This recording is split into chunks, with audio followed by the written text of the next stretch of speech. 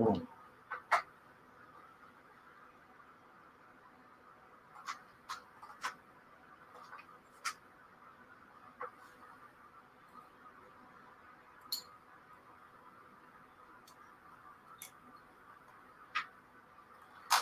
Okay.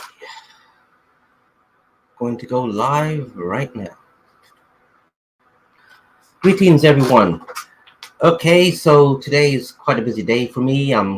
Got the AC people coming tomorrow, so I got stuff I gotta clean out and things like that. This morning turned out to be a little bit more busy than I expected, or than usual, because I got a bunch of questions about the modular computer stuff that okay, around Saturday,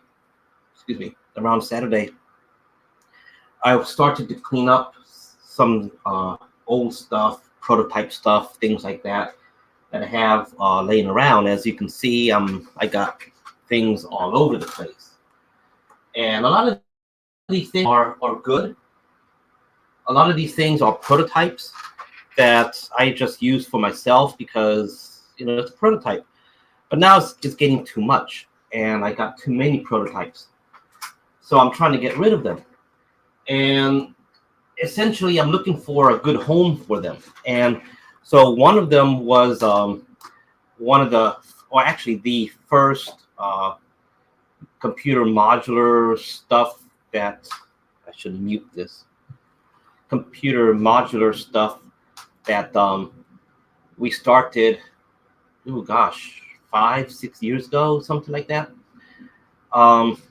Maybe longer. But anyways, it was the first version. The printers back then were not so great. I mean, the highest resolution for like a MakerBot was around like 150 microns, whereas these days you can go further. So, anyways, thing is that it was more challenging to print 1/18 scale stuff back then. So that kept some design limitations for us. So anyway, I got some questions this morning, and I want to kind of answer them. And part of the answer is that what we do these days is much better, sharper resolution than what we could do back in those earlier days. The machines are better, even if it's not resin. If it's just like a filament machine, it's still better. So what I did back then was design a bunch of these little computer components, and the idea was that I could make a cabinet to hold all of these components, and then just have individual components.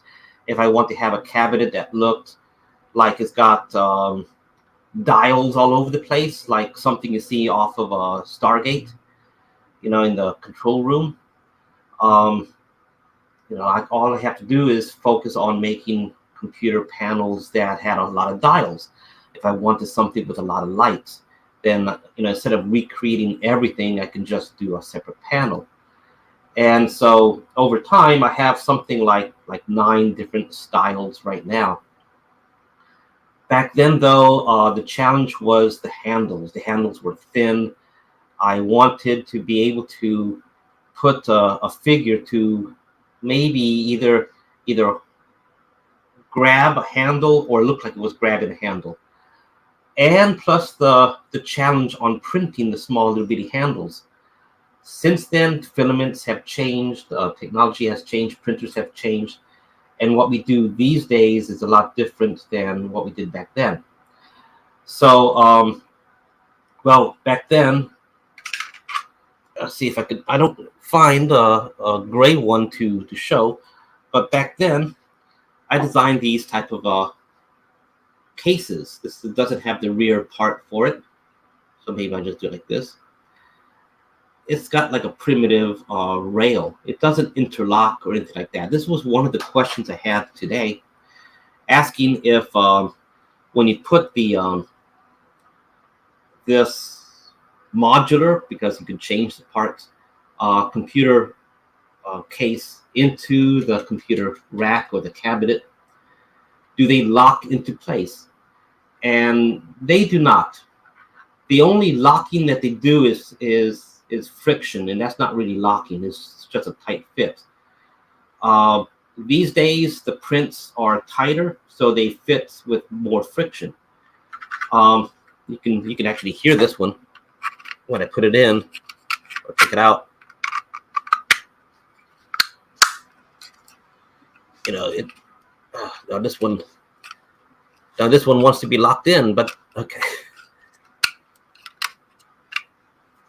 Sorry, can't see that with the microphone, but it snapped in with a bit of friction, and it became a bit more friction to try to get it out. But the thing is that these are not designed to lock in. They're just designed to fit in tightly to prevent moving around, things like this. This one, I can do it like that, but nothing is actually snapped into place.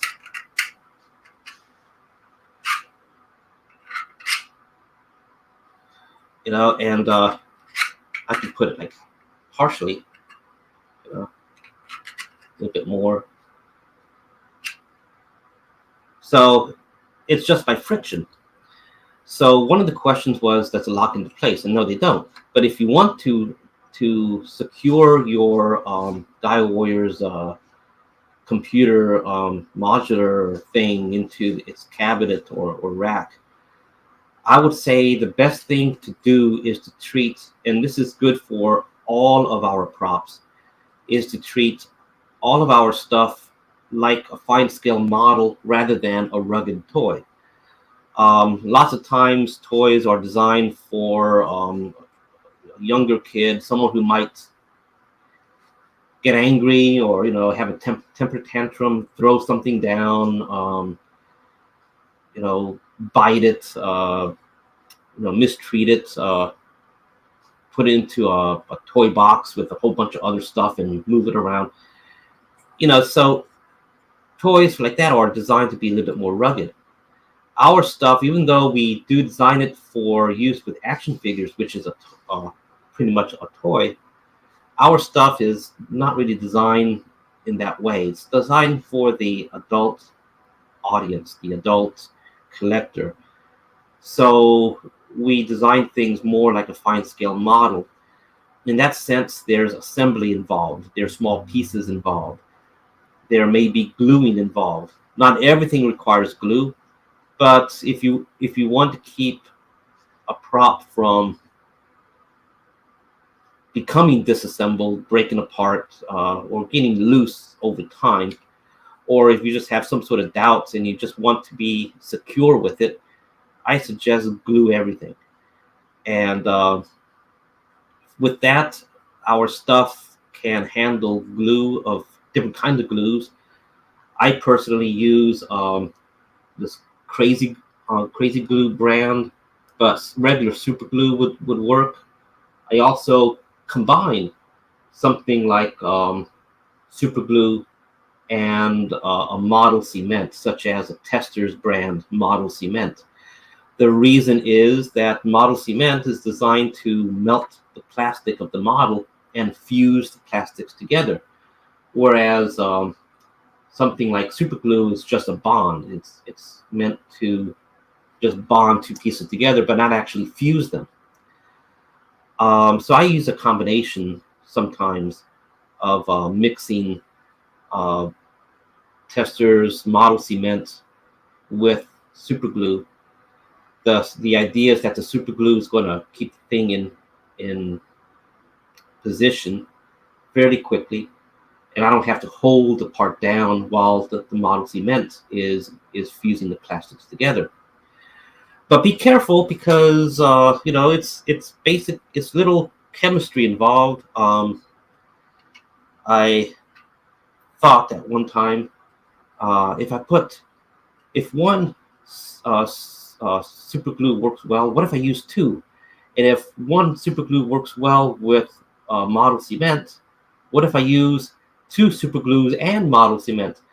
And believe it or not, it was actually smoking. So I don't recommend plain chemistry like that. I do suggest at least one glue.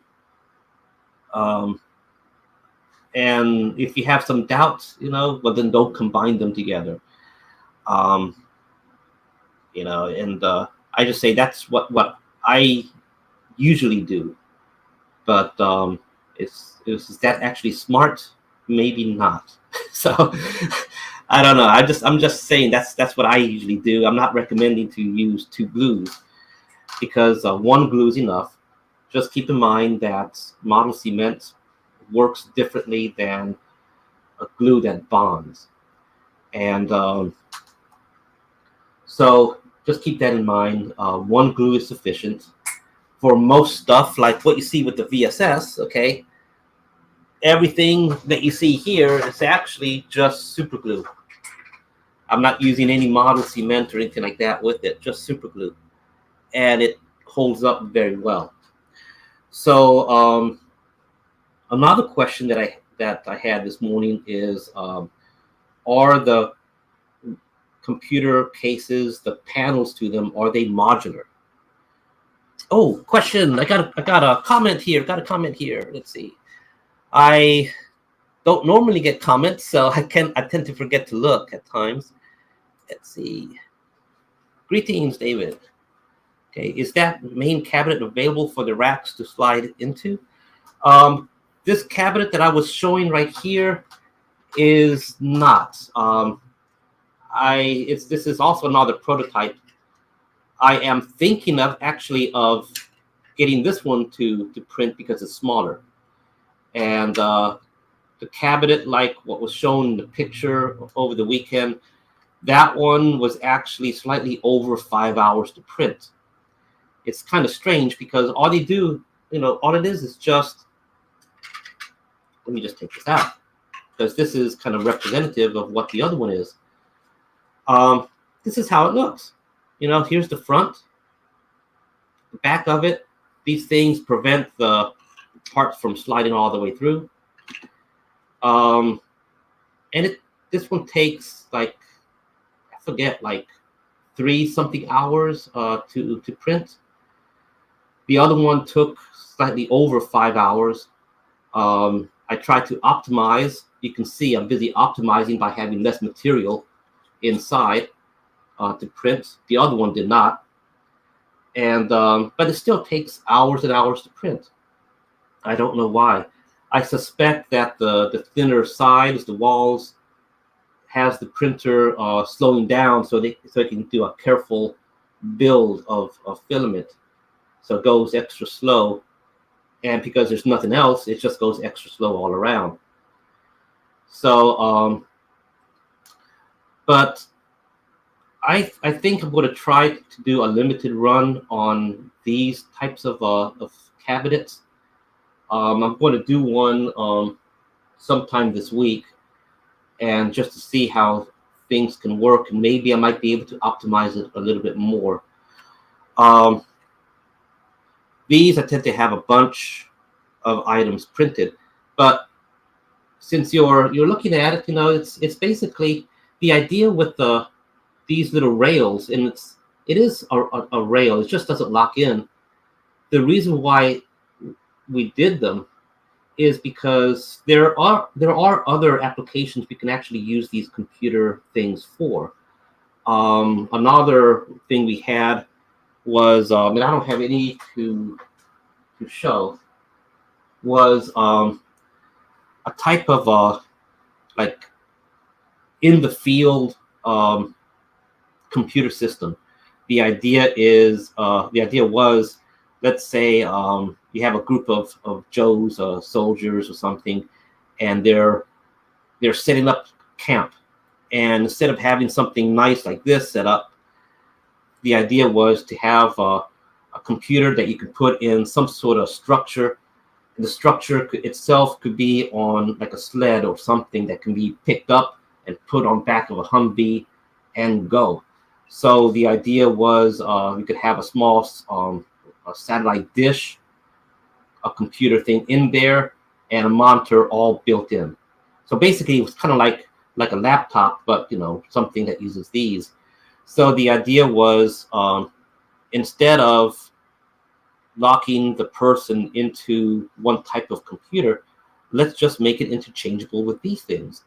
So um, a, a system was set up that you could just take one of this and slide it in, and that kind of evolved into other little projects with the same idea. In those projects, the mechanism to hold these things in place was different. Some of them, they had like little fingers, so it would slip in.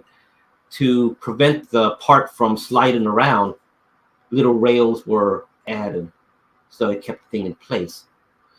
And then they just kind of stayed with these little rails over time.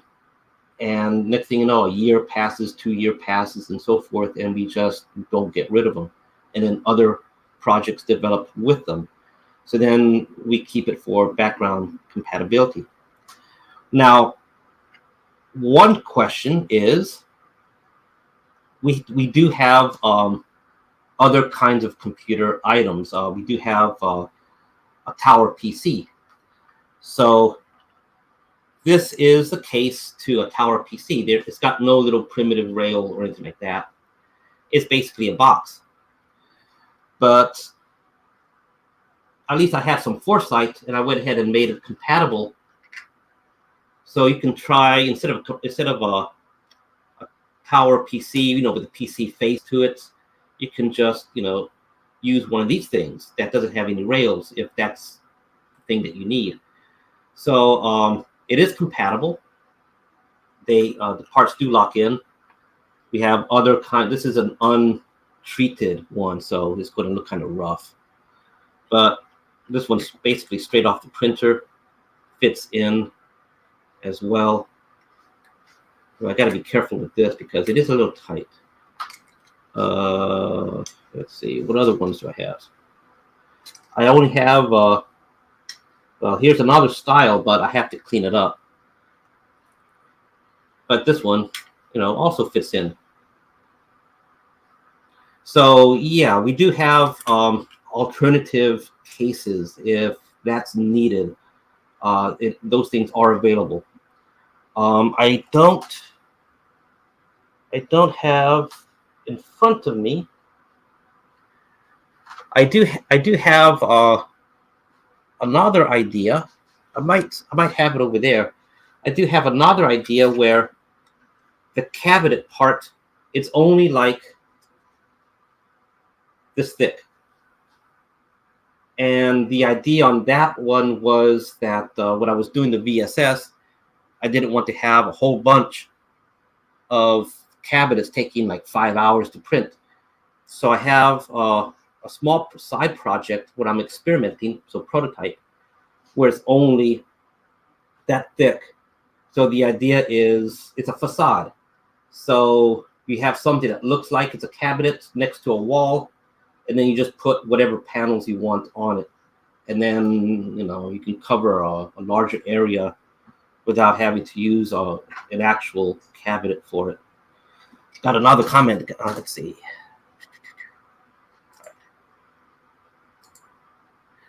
Do I design the SDL files? Yes, I do. Everything you see that we sell, it's original ideas. I don't try to copy existing ideas. That's why you don't see like a Star Wars or a Star Trek inspired console or something like that. Other people do those kinds of things. I want to be a little bit more original. So I try to keep things with my vision on how I see things. So when I do these computer stuff especially, it's all from up here. And so yeah, I design everything. We have the STLs. Some STLs we do put for freebies. I'm trying to get some time to put them on like Thingiverse. But there's been requests for me to sell the STLs, that I don't do that. But in short, yeah, everything you see is everything that came from me. So that's one reason why there's a lot of prototypes that I'm trying to get rid of.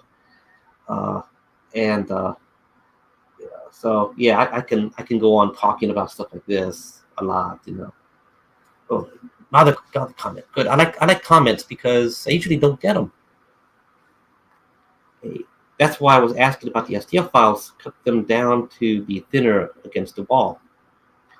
I guess it's a. Let me go. Let me see. Let me give me about 1 minute. I'm going to see if I have them in a box out there, and just give me 1 minute. Let me see. Be right back.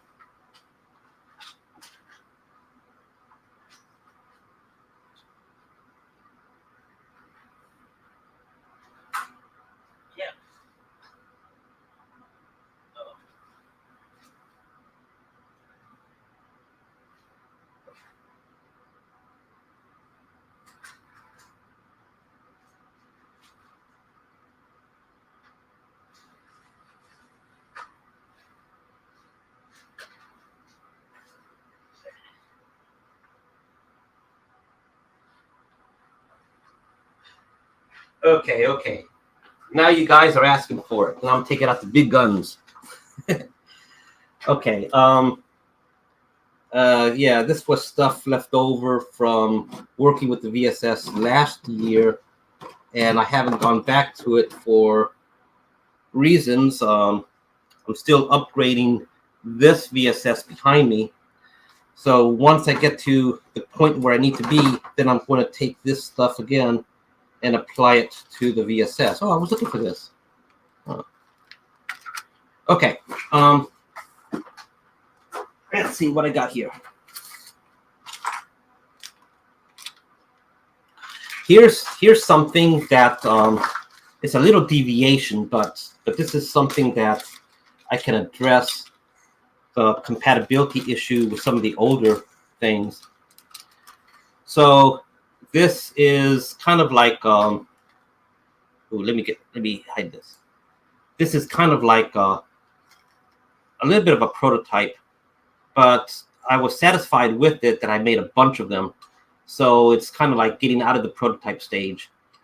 There's a part that I need to break off, but the idea is that this is a console that fits, when you assemble it, fits into place. You want to glue it though. Now, this piece down here, that fits. I'll do it like this. That fits one of these cases all the way in.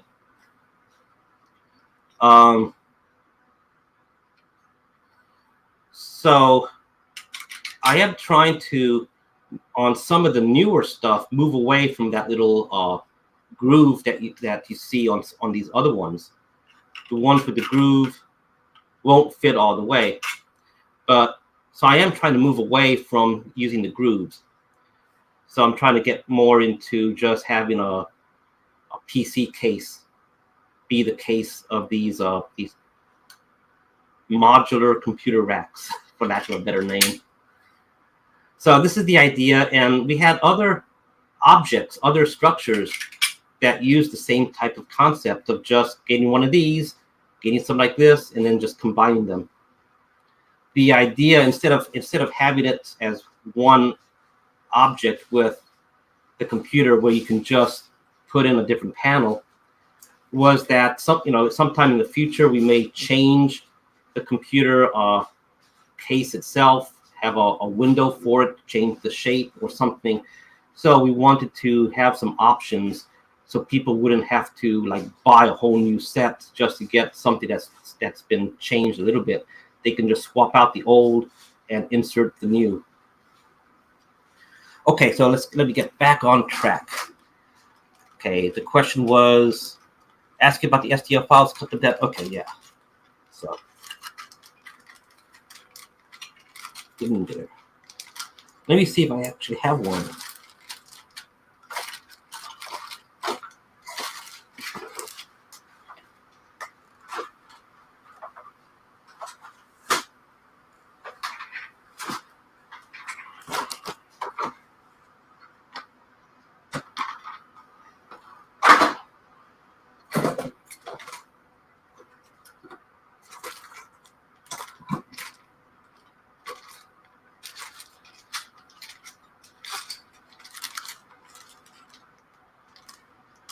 Oh.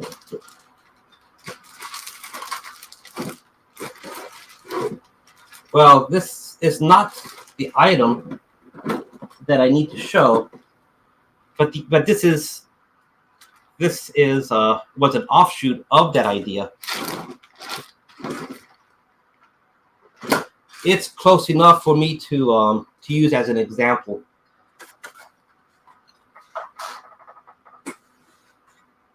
Okay, so forgive me that it's not going to fit precisely, but the idea was something like this. It was going to be the proper height, and this is a bit oversized, but the idea was you have something like this, and all you have to do is just put in the panel to each piece. So it was going to be extra thin, something like this.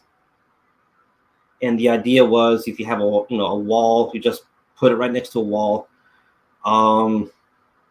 The other option was, like, in the future, I could laser cut something in plastic that could form the bulk of the cabinet. So instead of actually 3D printing the entire cabinet, I can just laser cut the box of it and then apply the facade to the front of it. And then you have something that is not too flushed against the wall. That was another option there. And all this was developing around last year, around Joe Fest, and with the idea that once Joe Fest finished, I can continue with it. But other things kind of got in the way, and so that is still an idea in the works. Somewhere over there in the other room, I have a whole bunch of these things printed. Maybe next week's video, I'll have those things found, and I could actually show as a follow-up. Okay. So let's see. What was another question? Compatibility, PC stuff.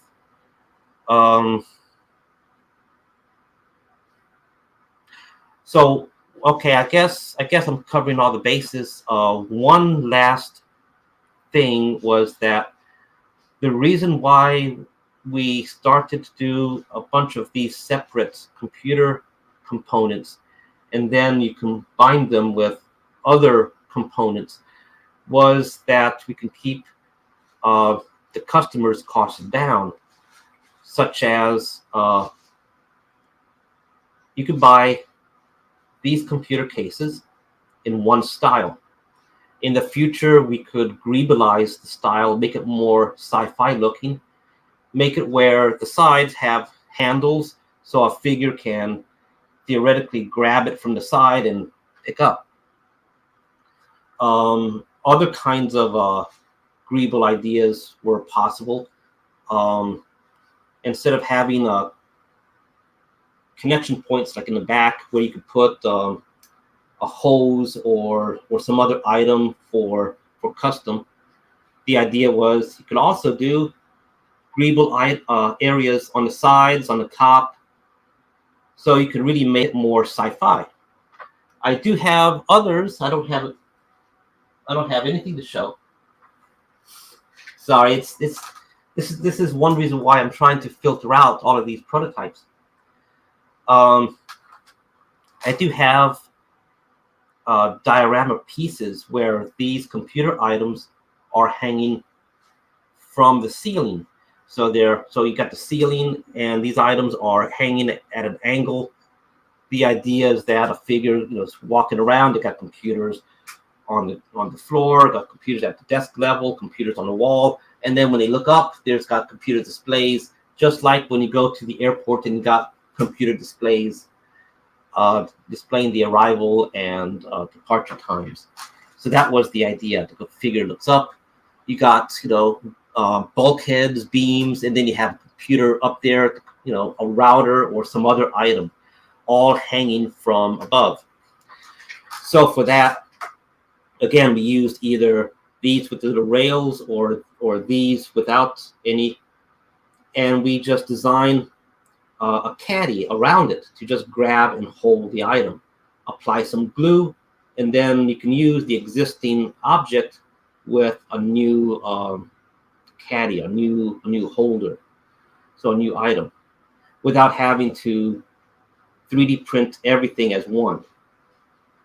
And so the idea was, if a customer has the old style, we come up with a new style, and they like the new style, well, instead of buying all the other items that they combined everything with, they can just simply swap out the old style, put in the new one, and then they have, you know, their existing custom prop, whatever it was that they did, with the new computer item in there.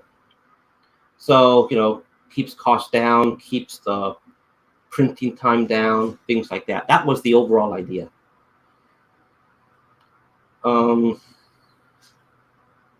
Yeah. Okay, so I think I have covered the basic idea stuff with it.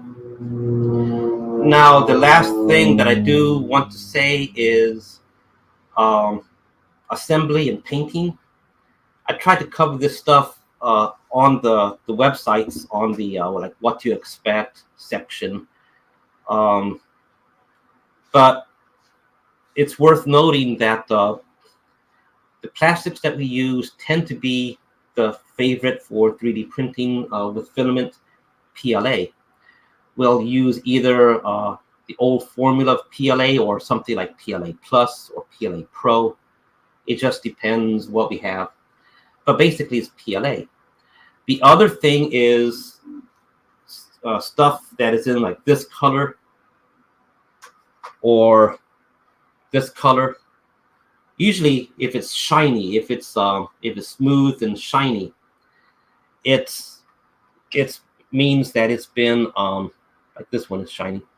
It's been post-treated through a vapor bath, and it's actually not PLA but PVB, and PVB reacts with alcohol, and so we put our items into an alcohol bath, and it helps suppress, not remove, but suppress the layer lines. So it makes a part appear smoother, because it's 1/18 scale. So what small little details we have may also get smoothed away and no longer becomes details. So we have to kind of like not smooth everything completely. So that's why I say it suppresses the layer lines. So if you get stuff like that from us, you'll have two types of plastics, PLA and PVB, and they both work well together. They both work well with glue, especially super glue. When it comes to painting, painting works well in all kinds of paint, really. Enamel, acrylics, and lacquer paints tend to work well. You can try different techniques, especially with PLA. You can try, and I've done this successfully, covering parts with gesso and then painting. Some people use Bondo. Some people use other techniques to coat an item to get rid of the layer lines and then paint over it. All that is fine. And but by itself, PLA handles paint very well. The only negative is that the layer lines does allow for some capillary action. So you put let's say you put some acrylic, a drop of acrylic, it will want to spread. And I personally don't like that. So I try to print with a neutral gray. Spray paint works well. Most of the items that we do use, that we paint, I will paint it with spray paint first. Fusion, the Fusion brand will work. Rust-Oleum brands will work. Those types of paints that have like the hammered steel effect, or those specialty paints, those specialty colors, where it looks like oil rubbed bronze or something like that. Those work excellent.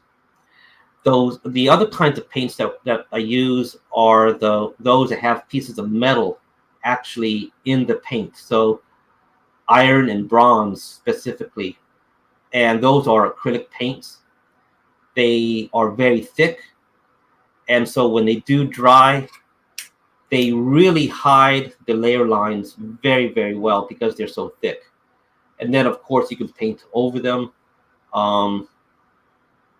So yeah, when it comes to the PVB, because they tend to be smoother, they take the paint better. You don't really have the capillary action like you do with a regular PLA. I don't want to just come down hard on PLA, but that's what we chiefly use. ABS, the same thing. But with PVB, because it's smoother, you don't really have that capillary action. So it takes the paint better. So for what I call a hero prop, that is going to be up close to a camera, I would recommend the parts that have like PVB, because you can paint it and it will look better, especially with paint, than a regular 3D printed item with that's been painted. So yeah, for those hero items up close to a camera, I would use PVB stuff. So that's one reason why our face plates tend to be with this extra processing, and it keeps in case you do want to paint it, it will look better than PLA.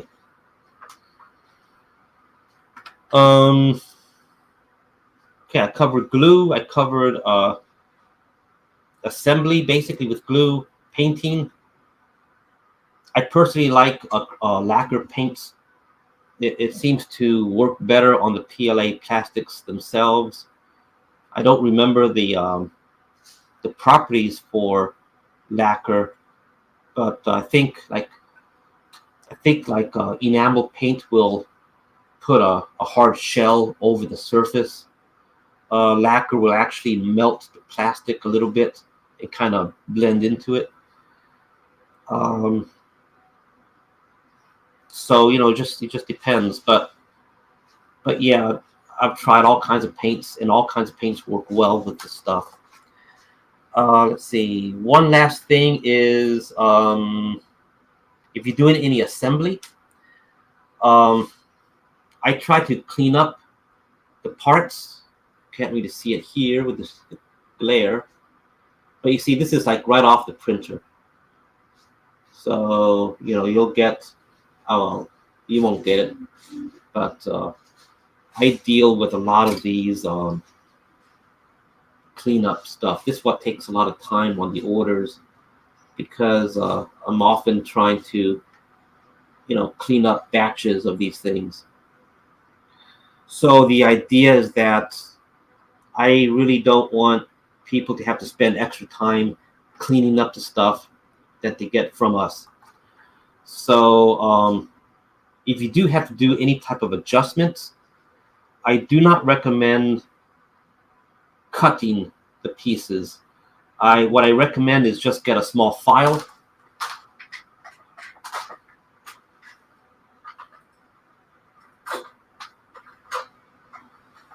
A small iron file will work well especially for the PVB, because it's a little bit softer than the PLA.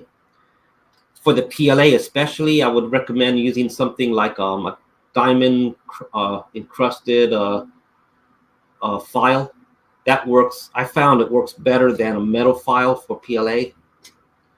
For the PVB, of course, it will work well. And for the PVB, once you do some filing, if you want to kind of get a little bit more smoother or something, I would say get something like a cotton swab, dip it in some rubbing alcohol, and just kind of brush it along until it begins to get a little tacky, and then you'll see it'll start to kind of melt away whatever it is that you were sanding, and then just wait for that alcohol to dry, and it'll get less tacky to finally you can actually touch it, and then it's good for painting. So, and the last thing is that sometimes we do have props that have a lot of PVB, like for example, here's a prototype.